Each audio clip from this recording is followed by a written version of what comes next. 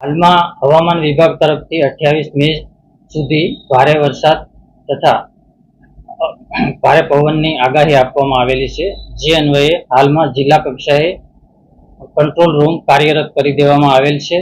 સંબંધિત કર્મચારીઓની રોટેશનમાં ફરજ પર હાજર થવા સૂચનાઓ આપવામાં આવેલી છે. તેમજ હાલમાં વરસાદને કારણે એપીએમસી તથા સરકારી ગોડાઉનમાં રાખવામાં આવેલ અનાજને કોઈ નુકસાન ન થાય તે માટે તકેદારી રૂપે પગલાં લેવા માટે ખેતીવાડી ઉત્પન્ન સમિતિ તથા ગોડાઉન મેનેજરને સૂચનાઓ આપવામાં આવેલ છે.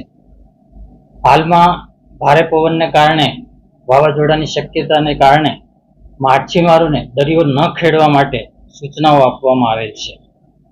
તેમજ જે જિલ્લામાં આપણે જે જોખમી હોર્ડિંગો હોય તેનાથી ભારે પવનને કારણે પડી જવાથી